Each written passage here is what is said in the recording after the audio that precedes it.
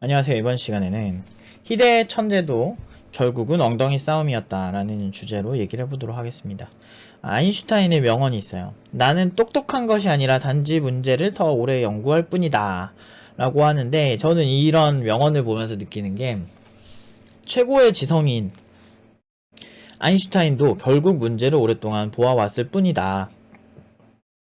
결국에는 우리가 천재적 재능보다는 그 엉덩이를 오래 앉아서 누워있어도 좋아. 요즘은 스마트폰으로도 공부하기 좋으니까 어찌 됐든 간에 이제 공부에 시간을 투자를 많이 한 사람이 이기는 거다 라는 얘기죠. 재능보단 엉덩이 싸움, 집요하게 물고 늘어지는 능력이 중요하다 라고 이제 얘기를 할 수가 있어요. 아인슈타인도 저러는데 지금 재능을 탓할 게 아니지. 아인슈타인의 어렸을 적에는요, 이제 사실은 낙제생이었어요. 그래서 학교도 자퇴를 해야 됐고, 그 당시에 자퇴를 해야 되니까 1800년대에 자퇴를 해야 자퇴를 하는 심정은 어마어마하겠죠. 그 당시에 사실은 교육 현장은 굉장히 무지성이 난무하는 그런 현장에서 오히려 가장 똑똑한 희대의 천재는 그쪽 교육에 적응을 못했던 거지. 근데 어머니가 굉장히 똑똑하셨어요. 그러니까 이것도 유대인의 얘기를 안 할 수가 없는데, 이제 그 유대계예요, 아인슈타인도. 그래서 어머님이 유대인식 교육법을 따르셨고, 그리고 어머님이 굉장히 훌륭했기 때문에 아인슈타인이 지금 있을 수 있었다라고 할 정도로, 그 굉장히 이제 학교에서 낙제하고 문제가 많다라고 찍혀 있었는데, 그런 친구를 교육으로 그 지성 자체를 끌어낸 아주 대단한 교육을 하신 분이에요. 근데 이런 유대계 교육의 핵심은 결국에는 결국은 이제 뭐 여러 가지 이제 하브르타라든지 호기심, 그리고 여러 가지 이제 사고를 발전시켜주는 그런 여러 가지들이 있지만, 어쨌든 이런 방법적인 거를 떠나서 아인슈타인은 결국엔 그 문제에 대해서 오래 생각하고 오래 봤다는 게 핵심이거든요. 그래서 대부분의 친구들이 자신이 이제 천재적인 코딩에 재능이 있지 않아서 못한다. 심지어 팀노바, 최고의 결과를 내고 있는 팀노바조차도 그런 친구들이 기초에 있어요. 그러면서 멘탈이 많이 나가고 굉장히 복잡하게 문제를 막 꼬아버릴 때가 있어요. 사실은 기초 레벨에서 그렇게 복잡할 문제는 별로 없거든요. 과제 자체도 나중에 이제 해야 될 과제들을 생각해보면 그것보다는 훨씬 단조로운 편이고, 사실 굉장히 그렇게 큰 규모의 생각들이 필요하지 않는데 굉장히 문제를 크게 보고 이렇게 접근하는 사람들이 꽤 많거든요. 그래서 저는 항상 말씀을 드립니다. 아무리 천재라고 한들 물리적으로 습득해야 될 지식의 범위는 정해져 있고, 그 천재들이 하는 만큼의 시간만 투자를 똑같이 한다면 천재가 아니더라도 어느 정도 수준까지는 무조건 올라간다. 그런 걸 가정하고 이 세상을 바라봐야지, 대부분은 최고의 재능이 없기 때문에 천재가 하는 거에 10분의 1도 안 하는 것 같아요.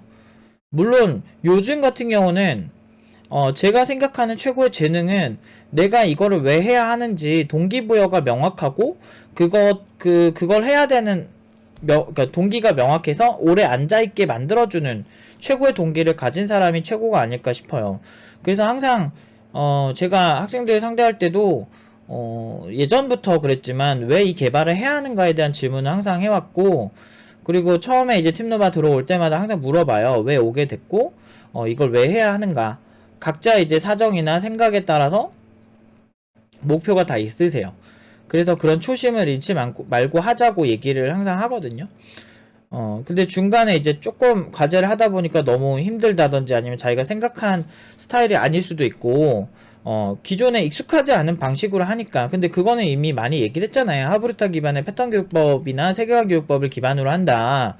그리고 과제들을 해야 되는 거를 해야 된다. 근데 사실 프랑스의 교육인 에꼴 42가 재벌이 만들어서 그게 이제 유럽에서 각광을 받으니까, 사실 그런 방법은 막 옳다고 국내에서도 막 정부가 나서가지고 에꼴 41을 표방한다면, 삼성 사피도 에꼴 41을 벤치마킹해서 나온 거고, 그리고 서울 42도 정부에서 에꼴 41을 그 벤치마킹해서 나온 교육이고요.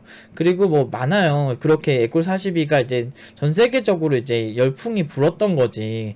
근데 문제는 에꼴 42는 그 문제를 푸는 걸로 되게 유명해요. 문제를 되게 많이 푸는 걸로.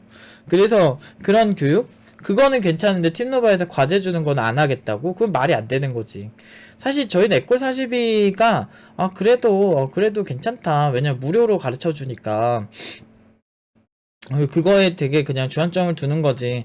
그 에꼴 42가 해결하지 못하는 부분이 있거든요. 그래서 저희는 그런 것까지 다 해결을 해서 사실 말도 안 되는 결과가 났는데, 한국에서 있다는 것만으로 사실은 지금까지 평가 절하되고 커뮤니티에서 많이 욕을 먹고 있죠. 그러니까 학원에 대한 패러다임이나 생각이 워낙에 이제 부정적인 이미지가 너무 많았던 거죠. 근데 그거는 학원 나름이라고 저는 생각을 하고, 그리고 잘하면 인정해 줄 거라 생각했는데, 사실 커뮤니티에서나 그런 생각을, 커뮤니티는 별로 이렇게 안 좋은 그런 막 말도 지어낸다든지 막 교육청이 인증해도 교육청을 우리가 매수할 수 있거나 이런 생각 하나 봐.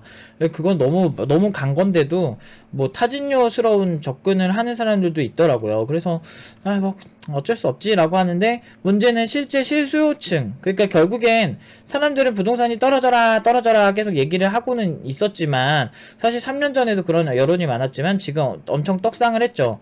사실 뭐 제가 부동산은 잘 모르지만 기준금리가 지금 1%로 이제 오른 상태고, 미국이 지금 내년 테이퍼링을 얘기를 하면서 내년 한 6월쯤에 금리를 올린다고 할 때 그때 또 한국도 금리를 그만큼 올릴 확률이 높거든요. 그렇게 되면은 금리라고 하는 객관적인 팩트, 그런 어떤 정확한 수치, 이런 게 정해졌을 때는 확실히 부동산이 뭐 쫄땅할 수도 있을 것 같기는 해. 어느 정도 떨어질 수 있을 것 같긴 한데, 어차피 잘 모르니까 저는 그냥 이런 거 그냥 보는 유저로서, 세계 경제의 흐름이나 이런 거 그냥 대충 보는 사람으로서는 그런 생각을 그냥 하는데요. 어쨌든 뭐 투자나 이런 거는 본인이 알아서 하시고, 근데 그런 제가 잘 모르는 분야에서는 제가 그냥 모른다고 얘기를 합니다, 저는. 근데 이런 게 사실은 객관적이가 없고, 그냥 예전에는 감정으로 끌어올렸던 거지. 떨어져야 한다! 그러면서 부자는 나쁘다! 그러면서 막 그렇게 생각을 하는데, 사실 그렇게 감정으로 모든 게 안 일어나고 떡상을 했죠, 3년 동안. 3년 전부터 떡락한다고 얘기가 되게 많았었고, 그 당시만 해도 저도 아무 생각 없었기 때문에 진짜 그런가 보다 했죠. 근데 이제 경제를 공부를 하고 난 다음에는 이 개소리구나 이 생각이 되게 많이 들었어. 그 당시에 2018 인구절벽이 온다라는 책에 보면 2018년도에 인구절벽이 오면서 한국 시장을 굉장히 떡락을 할 것이다 했는데, 그게 베스트셀러였는데 2018년도에 이후부터 더 떡상을 했죠. 참 그 말을 믿으면 안 됐었는데. 근데 인구 통계학적인 경제학 접근은 그래도 괜찮다고 저는 보고는 있어요. 그 책의 내용이 무조건 틀렸다고 생각 안 하는데, 그때 2018년 이후 떡락을 할 것이다라고 인구 통계학적인 접근을 보여줬었거든. 아무튼 그 책을 되게 재밌게 읽었는데 책이 항상 맞진 않더라고요. 어쨌든 결국에는 우리가 감정으로만 이렇게 끌어올리지 말고, 그리고 제가 회사 다녀봐도 그러니까 열심히 하는 척만 하는 사람들이 진짜 많아요. 다들 말로는 아주 그냥 지들이 그냥 회사를 다 먹여 살렸지. 근데 안 그래요.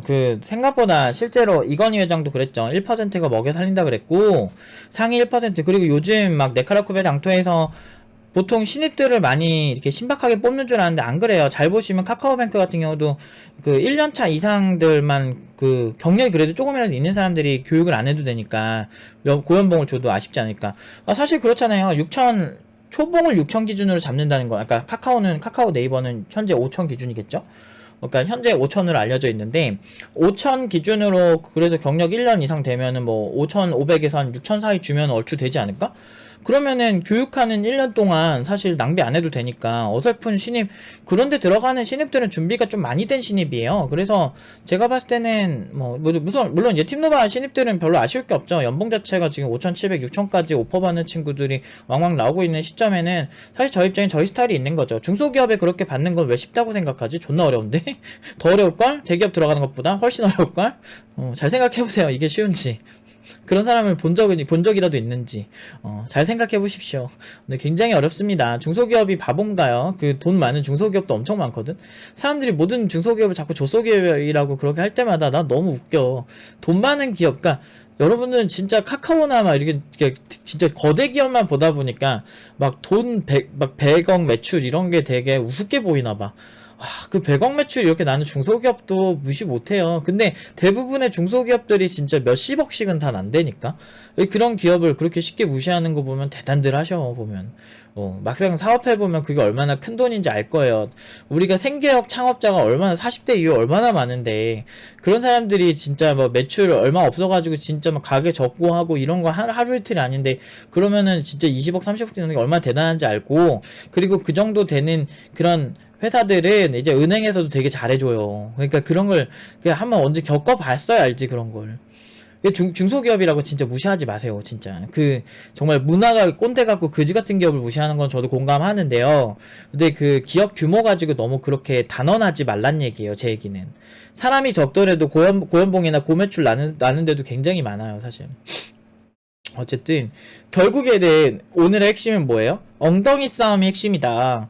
그러니까 좀 많이 앉아있어 보세요. 그리고 제가 봤을 땐 그냥 오래 앉아있는 게 핵심이에요. 그래서 오래 앉아있으면 결국 여러분들 혈관 질환이 심혈관 질환에 노출돼서 빨리 죽을 거예요. 막 이래 농담이고 그러니까 엉덩이 근육을 키우는 운동, 코어 운동 그 뭐라 하지?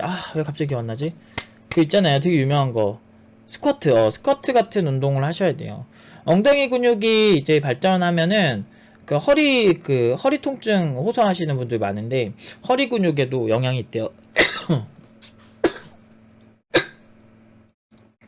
그래서 허리 통증에도 영향이 있기 때문에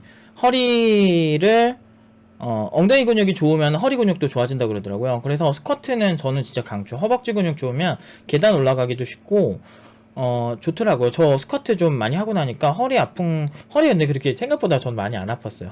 안타깝게도. 근데 엉덩이가 점점 막 엉드름도 나고 막 이러잖아요. 오래 앉아있으면. 그 얘기는 진짜 그 혈액순환이 잘 안 돼서 그렇다 그러더라고요. 근데 그런 거 전반적으로 봤을 때 이 엉덩이 싸움을 하더라도 이제 항상 이제 그 스쿼트 하면 엉덩이 되게 시원하고 오래 앉아있으면 막 10시간씩 앉아있을 때도 있거든요. 12시간 막 이렇게 앉아있을 때도 많고 진짜 막 심하게 할 때 16시간 막 이렇게 앉아있을 때도 있었는데 이게 나이가 20대 때는 그래도 건강하니까 괜찮은데 이제 30대 이제 중반 넘어가고 그러면 이제 점점 이렇게 살면 안 되겠다 해서 스쿼트를 하기 시작했는데 1년 전부터 시작했는데 진짜 좋더라고요. 그래서 꼭 여러분들 운동하시면서 엉덩이 싸움을 하시는 스마트한 개발자가 되시기를 바라면서 오늘 영상은 여기까지 하도록 하겠습니다.